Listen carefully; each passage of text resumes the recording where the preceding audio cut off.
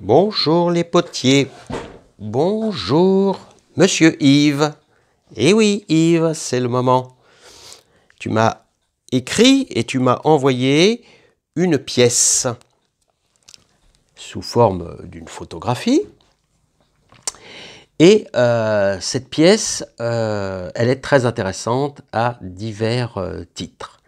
Donc je me propose d'en faire partager le plus grand nombre.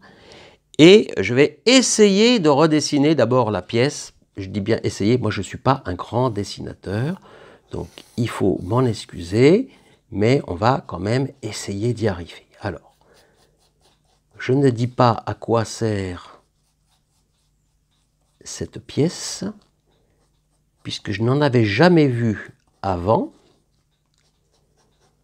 C'est quelque chose de nouveau pour moi. Bon, jusque-là, vous voyez, on est un petit peu dans la forme du ramequin. Ça, on en a fait un il n'y a pas longtemps, donc ça devrait aller. Malheureusement, ça va quand même un peu se compliquer.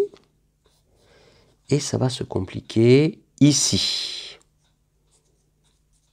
Alors, là, ça va faire ça, ça. Et hop, là, ça grimpe là-haut.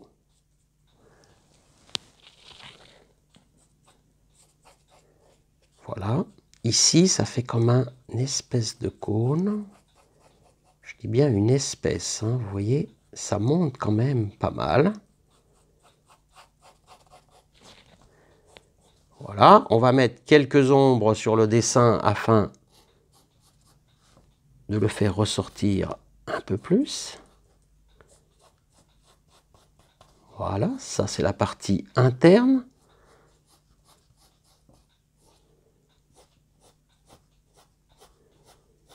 La partie externe du ramequin.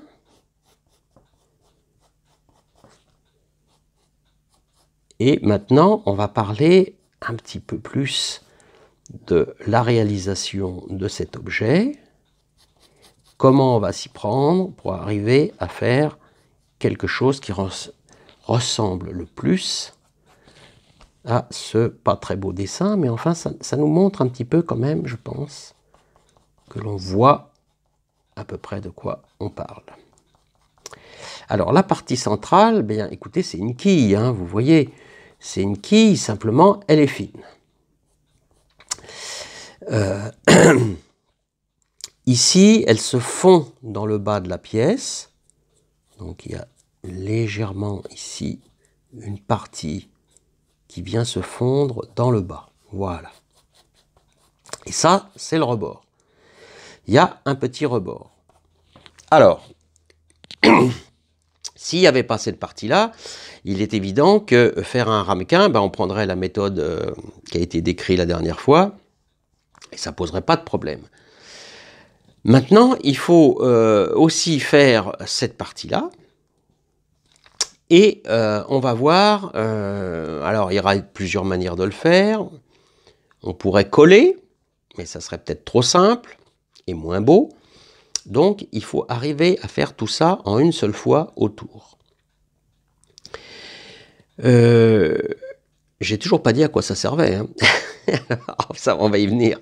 Parce que ça a une utilité. Hein. Ça a une utilité. Je vais vous parler des tailles. Alors, là, c'est cette cote-là.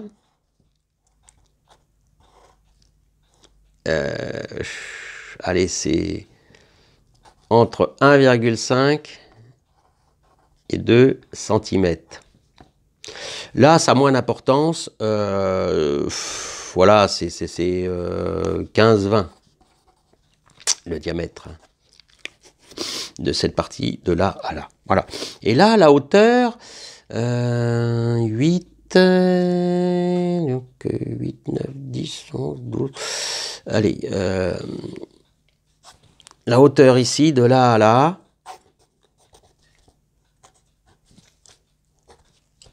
H égale environ 13 cm. Ça, on variera peut-être au moment de la fabrication. Est-ce qu'on doit changer un petit peu? Là, c'est à vue d'œil. Alors, moi, j'ai envie de donner un nom déjà à cette pièce. Je vais vous dire quand même, on va rompre ce suspense absolument intenable et on va vous dire à quoi ça sert. Parce que ça, déjà, il faudra prendre du grès. Parce que c'est quelque chose qui va aller au four. Et c'est pour faire de la cuisine et c'est pour faire des desserts. Et l'idée me paraît assez intéressante. Alors pour la recette, je ne sais pas trop. Je ne sais pas trop comment. On m'a donné des idées. Mais voilà. Alors je vous dessine comment ça va se passer.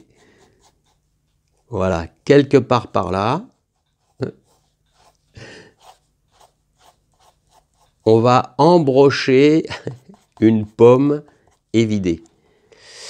Alors pour la recette, je crois qu'on met des biscuits, un petit peu d'alcool, un petit peu de raisin de Corinthe, du sucre aussi là, un peu en bas, voilà. Puis tout ça, ça va goûter là-dedans. Et puis on mangera la pomme, plus les biscuits, plus un peu le jus. Et il paraît que c'est très bon. Alors moi, je vais appeler ça un embroche pomme. Hein, un embroche pomme. On va faire un embroche pomme aujourd'hui. Et ce qui est très très très intéressant, c'est d'arriver à juguler cette partie haute dans la partie basse. Et je crois que ça, c'est quelque chose qui me plaît du moins à réaliser. Alors, il existe une variante aussi, je n'en ai toujours pas vu, mais la même chose avec des tailles multipliées par 3 et on fait un embroche poulet. Voilà, je vous le livre tel quel. J'ai eu cette information toujours de Yves. Bon, eh bien écoutez, la suite devant le tour.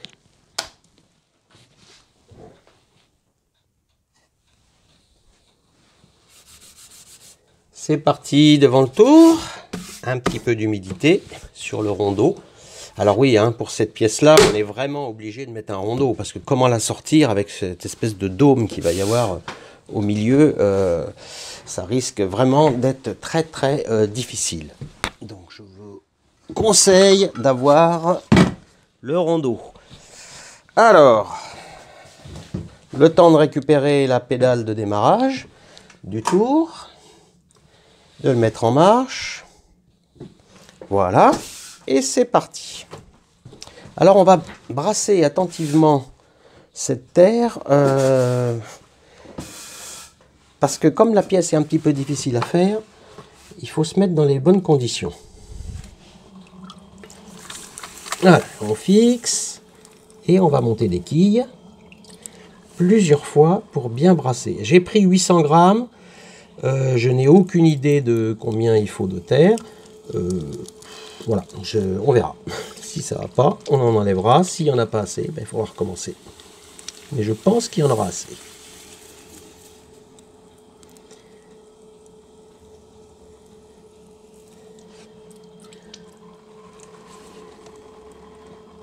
Alors, je monte une quille bien haut pour brasser toute cette partie-là le plus possible.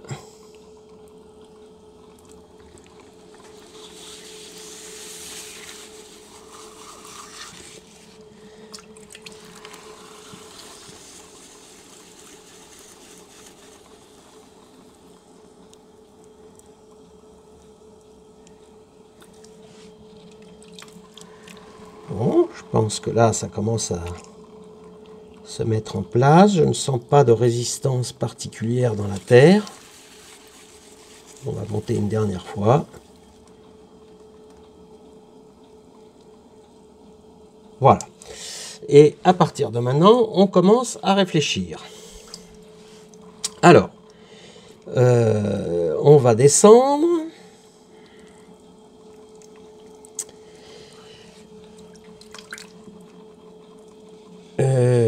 On va descendre, mais pas trop. On va laisser de la terre au milieu. Alors, je dois choisir combien.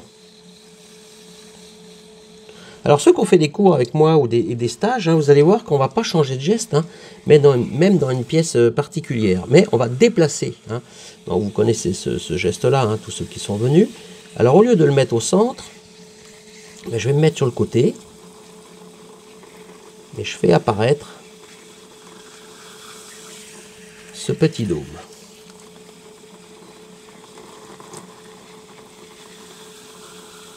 Donc je descends. Ici je maintiens.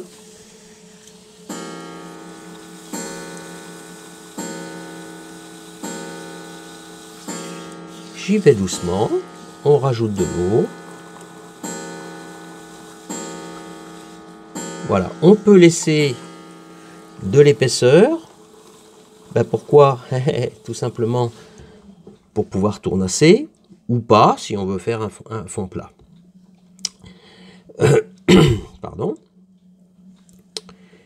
Ce qu'il ne faut pas faire, pour l'instant, c'est monter les bords. Parce que si je monte des bords maintenant, je vais être très embêté. Parce que je ne pourrai pas remonter la quille. Alors là, à vue de nez, je pense qu'on n'a peut-être pas assez de terre.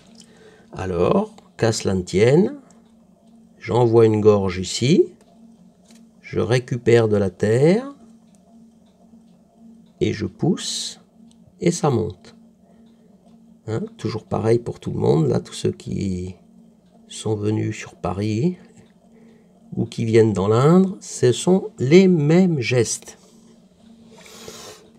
Allez, je refais un passage. Et il n'y a pas grand chose à faire. Hein. Ça monte tout seul.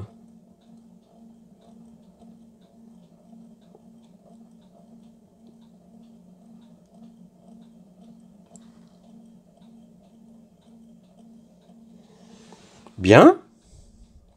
Il faudra penser à évider aussi cette partie-là, hein, parce que si, je ne sais pas encore, hein, parce qu'il faut pas que la pomme descende en bas, il faut qu'elle reste un petit peu suspendue, donc il faut que le diamètre grandisse. Mais si c'est trop grand, ça va mal se passer au four. Hein. Donc, il faudra les vider. Mais on n'en est pas encore là. Là, je pense qu'on en est au stade où il faut monter de la terre. Alors, on peut prendre un geste comme ceci, qui est après tout le même que la montée traditionnelle dite à la cuillère, sauf que là, on ne peut plus passer dedans. Hein, on peut pas, voilà, on pousserait comme ça si on était dedans. Et bien là, il faut se mettre de l'autre côté. Mais ça marche aussi. C'est quelque chose que l'on fait pour les soliflores aussi. Donc, je me mets là, je fais une vague et je monte tout doucement.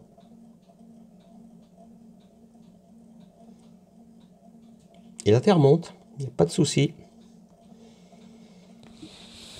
Bon, on commence un petit peu à ressembler à la pièce. Hein. Ça commence, donc pour moi, c'est pas assez haut. Quoique ce serait marrant de laisser un trou, que la pomme arrive là et qu'elle dépasse. Comme ça, dans le trou, on pourrait mettre des ingrédients. Bon, mais ça serait autre chose que le dessin, et ça serait un prototype pour faire une autre pièce, un autre ustensile. Allez, je monte un peu plus vite la terre. Toujours avec le même geste. Et en haut, il faut y aller doucement. Hein, et pas trop d'appui en haut, parce que si je force trop le haut de la pièce, un voile va apparaître ici. Bon, des petits gestes de stabilisation, ça c'est des petits gestes en triangle, hein. Sauf que vous ne verrez pas apparaître le triangle là, puisque la pièce est pleine. Moi je pense qu'avec la cuisson, le retrait, etc., on ne peut pas aller en dessous. Là, ça va passer vraiment à l'intérieur de la pomme. Donc, je peux faire tout de suite un petit dôme pointu sur le haut.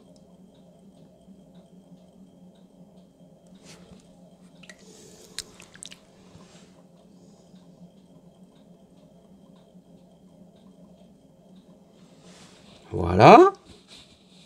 La pomme va s'arrêter à peu près là. Elle va aller jusque là.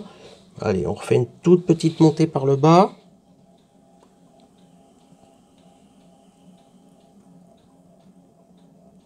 Voilà. Progressive.